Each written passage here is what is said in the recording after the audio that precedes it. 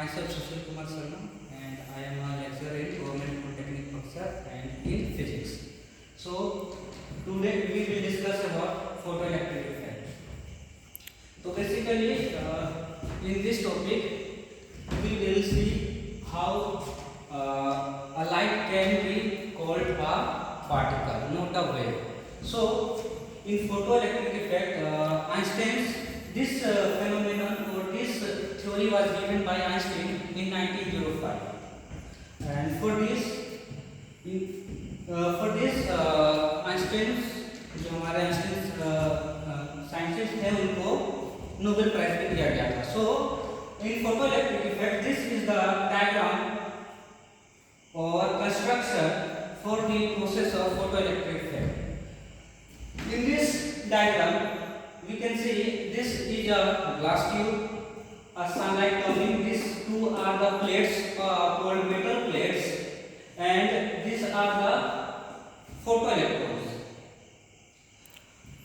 And according to Einstein's theory, when a light of suitable wavelength fall on a metal plate, the energy of light, that is E is equal to hU, gained by each electron of the metals. And we know that in metals there are many free electrons.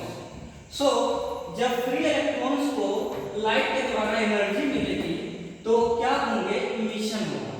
क्यों होगा? क्योंकि जो light हमारे metals पे जो गिरा वो light का एनर्जी को इलेक्ट्रॉन्स ने एब्जॉर्ब किया और उस एनर्जी को लेने के बाद क्या वो मेटल प्लेट से बाहर निकले.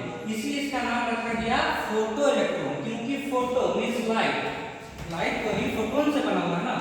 तो फोटो इलेक्ट्रॉन्स मींस फोटोन्स का एनर्जी को इलेक्ट्रॉन्स ने गेन किया और मेटल प्लेट से अगर वो फ्री होने के हैं तो फ्री होते हैं, और इसीलिए इसका नाम रखा गया फोटो इलेक्ट्रॉन.